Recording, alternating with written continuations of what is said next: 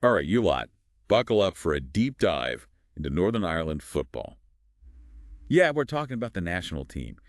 This is a squad that's had more ups and downs than a drunken leprechaun on a pogo stick. It's certainly been a unique journey, to say the least. They've had moments of brilliance, but also enough frustration to make a saint kick a hole in a stained glass window. Fucking mental is an understatement. How do you explain a team getting their arses handed to them 13-0 in their first ever international match? 13 fucking nil. It's almost impressive how badly they got spanked. Well, that was back in 1882, and the team calling themselves Ireland then wasn't exactly the Northern Ireland team we know today. So before Ireland was split in two, there was just one team for the whole bloody island. What a bunch of asshats. Yeah, the Irish Football Association, or IFA, was formed in 1880. They were the ones running the show for the national team. So when the country split, they just had two teams with the same name running about. For about 30 years, there were two teams claiming to be the real Ireland. One was run by the IFA in Belfast, the other by the Football Association of Ireland, or FAI, down in Dublin.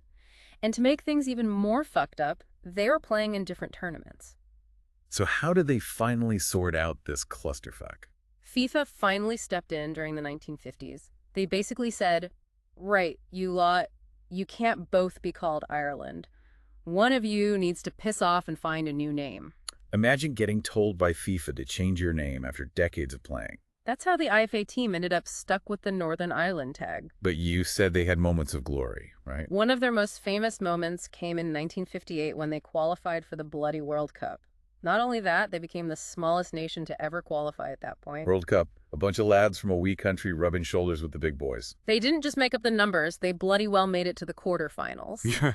And they had a legendary captain, Danny Blanchflower. He was a leader for Northern Ireland and a star player for Tottenham Hotspur Bear. Sounds like a proper hard man. Didn't something tragic happen to his brother Jackie? Yeah, Jackie Blanchflower was a fantastic player for Manchester United. Sadly, his career was cut short by the Munich air disaster in 1958, just months before the World Cup. Fucking hell, that's heavy stuff. So they battled through that and went on to the World Cup. They did, and their performance in the tournament is still considered one of Northern Ireland's greatest achievements. All right, enough of the history lesson. Let's talk about George Best, the Belfast boy himself. That bloke was a fucking magician with the ball. Surely he led them to some glorious victories, right? Ah, George Best. One of the most naturally gifted players the world has ever seen. It's a shame he never got to play in a major tournament with Northern Ireland. You're telling me? They had one of the greatest players of all time and couldn't even make it to a fucking Euros. Sadly, the team just wasn't strong enough as a whole during Best's era. Bollocks. Makes you wonder what could have been. But enough about missed opportunities. Where do they play now? That same old ground, right? Windsor Park. You got it, Windsor Park. It's been their home turf since day one. A historic stadium that's seen some epic matches, but also its fair share of shite off the pitch. Do tell. Back in the early 2000s, the stadium was in such a dreadful state that they almost had to play their home games in fucking Scotland because of safety concerns. They think home games in Scotland. So did they finally get their act together and fix the bloody place? It took a while and a shed load of cash, but they eventually managed to turn Windsor Park into a modern stadium. Thank fuck for that. Yeah. But you mentioned some off-the-pitch shenanigans. What was all that about? Windsor Park is more than just a football pitch, you know. It's a symbol of Northern Ireland's divided past. There were some serious sectarian tensions surrounding the stadium, especially during the redevelopment. Let's cut the crack. We all know sectarianism has been a problem in Northern Ireland. No. But how did it affect the national team?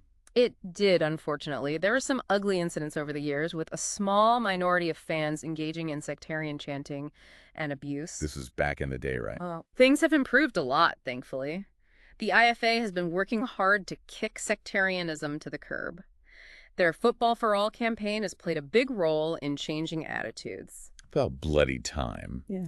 Still, some players must have gotten caught up in this whole sectarian bullshit storm. One of the most high-profile cases was Neil Lennon. A brilliant player Catholic, played for Celtic and Northern Ireland.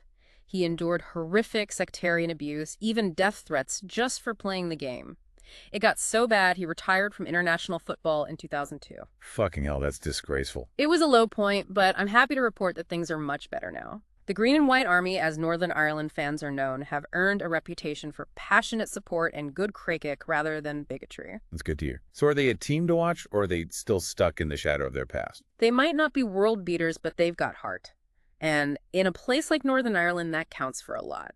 They've shown they can compete, and that underdog spirit is something special. All right, before we wrap up this deep dive, paint us a picture of the atmosphere at Windsor Park on match day. You've been there, right? Yeah. What's it like for the fans? Oh, it's electric. The atmosphere at Windsor Park on match day is something else. The fans are passionate, they sing their hearts out, and they create an intimidating wall of noise.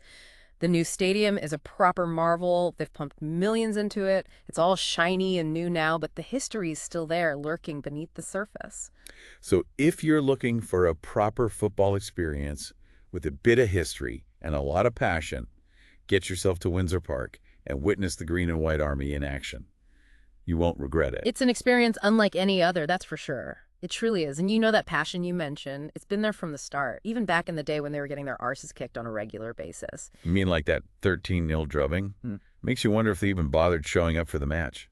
Oh, they showed up all right. They just weren't very good, to put it bluntly. Remember, this was back when football was still in its infancy. The Irish team was made up of amateurs, most of them from Belfast. They were up against a professional English side. It was a mismatch from the get-go. All right. No need to rub it in. So when did things start to look up for them? Was it that World Cup in '58?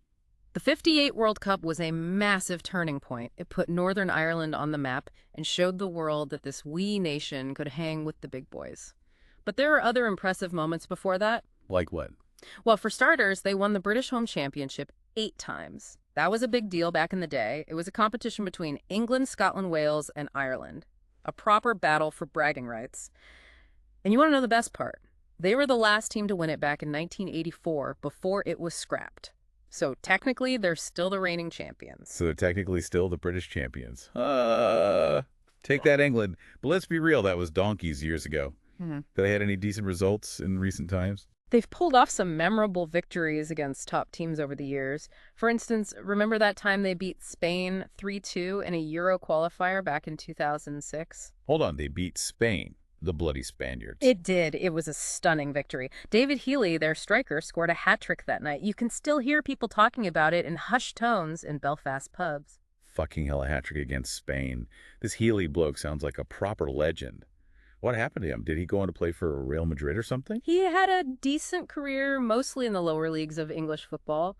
But for Northern Ireland, he was a hero. He's their all-time top goal scorer with 36 goals in 95 appearances. Not bad at all. But let's get back to Windsor Park.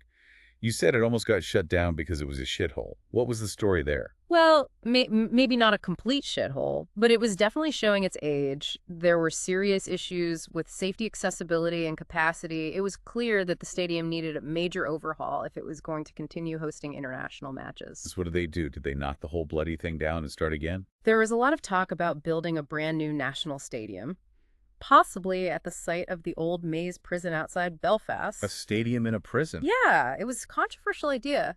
Some people thought it would be a great way to regenerate the area, while others thought it was a bit creepy, to be honest. So what happened? No. In the end, they decided to stick with Windsor Park and give it a much-needed facelift. It was a massive undertaking, costing over £30 million. But it transformed the stadium into a modern, all-seater venue fit for the 21st century. Good to hear. It would have been a shame to lose such a historic ground. But what about those sectarian tensions you mentioned earlier? Did they cause any problems during the redevelopment? They did, actually. You have to remember Windsor Park is located in a predominantly Protestant area of Belfast. Some people saw the redevelopment as a way of reinforcing sectarian divisions. There were protests, legal challenges, the whole shebang.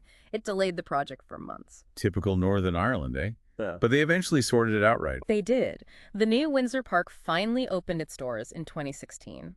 It's now a source of pride for the whole community, a symbol of how far Northern Ireland has come in terms of reconciliation and progress.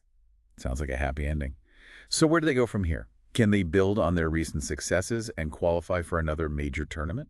That's the million-dollar question. They've got a decent squad right now with some promising young players coming through the ranks. And they've got Michael O'Neill back as manager, which is a huge boost. He's a smart tactician, knows how to get the best out of his players. But let's be honest, they're never going to be world beaters, are they?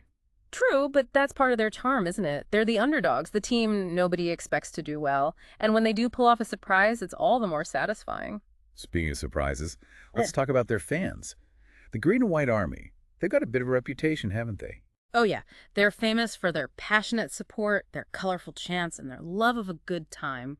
They've also had their fair share of controversies over the years, but I think it's fair to say that the vast majority of Northern Ireland fans are just there to support their team and have a bit of crack. You mentioned controversies. Care to elaborate? While there have been incidents of sectarian chanting and violence in the past, which is obviously unacceptable, but it's important to remember that this is a minority of fans. The vast majority are there for the love of the game and to support their country. Let's be honest, it's not just a Northern Ireland problem. Football hooliganism is a problem everywhere. True, but it's been a particularly sensitive issue in Northern Ireland given the country's history of sectarian conflict. So what's being done to tackle it? No, they're taking it very seriously. They've introduced a number of measures to combat sectarianism, including the Football for All campaign. It's all about promoting inclusivity and respect for all fans. They've also worked closely with the police to identify and ban troublemakers. Good to hear they're not sweeping it under the rug. But back to the good stuff. What's it actually like to be in the stands with the Green and White Army? It's an experience you won't forget, that's for sure.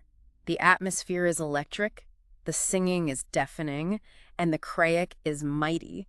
It's like one giant party fueled by passion and a love for the beautiful game. Crake? What the hell is that? It's an Irish word that basically means fun, enjoyment, good times. The kind of atmosphere you get when you're surrounded by good mates, a few pints, and a shared passion for something. So it's like a big party in the stands. Pretty much. It's a chance for people from all walks of life to come together and support their team. Forget your worries, forget your differences, and just enjoy the moment. That's the spirit of the Green and White Army. Sounds like a bit of a piss-up to me, but in a good way. There's definitely a lot of drinking involved. It's all part of the fun. I knew it. But seriously, what are some of the standout moments you've witnessed as a fan? One that sticks in my mind is that 3-2 win over Spain we talked about earlier. The atmosphere that night was unbelievable. The whole stadium erupted when Healy scored his third goal. It was like a dream come true for every Northern Ireland fan. I bet. Beating Spain is no mean feat. What about other memorable moments? Oh, there are loads. The Green and White Army are known for their witty chants and their love of a good sing-song. One of their most famous chants is "Will Griggs on fire," which went viral during Euro 2016. Hang on, Will Griggs on fire. Refresh my memory, who's Will Grigg? Will Grigg was a striker for Northern Ireland. He didn't actually play a single minute in the tournament. But that didn't stop the fans from creating a catchy chant about him. It even reached the UK top 10 charts. You're kidding. They had a hit chant for a player who didn't even get on the pitch. It just shows the dedication and sense of humor of the Northern Ireland fans. They also have a tradition of wearing silly hats and costumes to matches, which adds to the carnival atmosphere. It's like my kind of crowd. Not afraid to have a laugh and embrace the absurdity of it all. It's certainly never dull, that's for sure. All right, before we move on, I want to get your expert opinion on something. We've talked a lot about the past, but what does the future hold for Northern Ireland? Can they break their World Cup drought and finally qualify for another tournament? Or are they destined to remain a plucky underdog, always the bridesmaid, never the bride? It's tough to say. International football is more competitive than ever these days. The smaller nations are finding it increasingly difficult to qualify for major tournaments. So you're saying the odds are stacked against them? Yeah, but Northern Ireland has a knack for defying the odds. They've done it before, and they could do it again. Come on, give us a prediction. Will we see them at the next World Cup? I wouldn't bet against them. They've got the passion, the fighting spirit, and a bit of talent sprinkled in. And if they do make it, you can be damn sure the Green and White Army will be there in full force, ready to paint the town green, white, and blue. It'll be a sight to behold. Well said. I, for one, would love to see them back on the world stage. It would be a proper fairy tale. It would indeed. A real David versus Goliath story. All right, mate, let's get back to reality. What are the hurdles these lads face? Can they really pull off another miracle? One of the biggest challenges is the limited pool of players. Northern Ireland's a small country, not exactly overflowing with world-class footballers. So they're scraping the barrel for talent. Not quite. They have a decent youth development system and some promising youngsters. But let's be real, they won't be attracting the next Messi or Ronaldo anytime soon. Fair enough. What about the financial side? Are they rolling in dough like those Premier League clubs? Don't make me laugh. The IFA operates on a shoestring budget compared to those big spenders. They rely heavily on government funding and sponsorship. So they're always going to struggle to keep up with the big boys. Financially, yes. But money isn't the be-all and end-all in football. Look at Leicester City winning the Premier League. They prove that anything is possible with the right blend of talent, teamwork, and a bit of luck. Right? It's the heart that counts. But let's not get carried away. Passion and spirit can only take you so far. You need quality players if you want to make a real impact on the international stage. Absolutely. That's why it's crucial for Northern Ireland to develop their youth system and try to produce more players capable of competing at the highest level. So it's all about nurturing the next generation. Makes sense. But what about the fans? What role do they play in all of this? The fans are the heartbeat of Northern Irish football. They create the atmosphere, provide unwavering support, and inspire the players to push beyond their limits. We've talked about the Green and White Army, their crazy chants and their love of a good time. What makes them stand out from the crowd? They're fiercely loyal, passionate about their team, and travel in droves to support them home and away. Rain or shine, they'll be there decked out in green and white, making their voices heard. Didn't they win some award for being the best fans in Europe? Yeah, back in 2006, they received the Brussels International Supporters Award. It recognized their charity work, good humor, and efforts to stamp out sectarianism. So they're not just a bunch of drunken louts looking for a fight. Nah, they're a vital part of the Northern Irish football family. They represent the heart and soul of the team, and their unwavering support is one of the things that makes Northern Irish football so special. Well, there you have it, folks. The Northern Ireland national team. A team with a roller coaster of a history, a passionate fan base, and a future that remains to be written. They've been through it all, the highs and the lows, the triumphs and the heartbreaks, but through it all, they've always come back fighting. Here's to hoping they continue to defy the odds and achieve great things. They've shown the world that even a small nation can dream big and make a splash on the international stage. And who knows, maybe one day we'll see them lifting that World Cup trophy. It would be a sight for sore eyes. I'll drink to that. Right. That's it for this week's deep dive into the wild world of Northern Irish football. We've had a laugh, learned a thing or two, and maybe even shed a tear along the way. Until next time, you lovely bunch of bastards.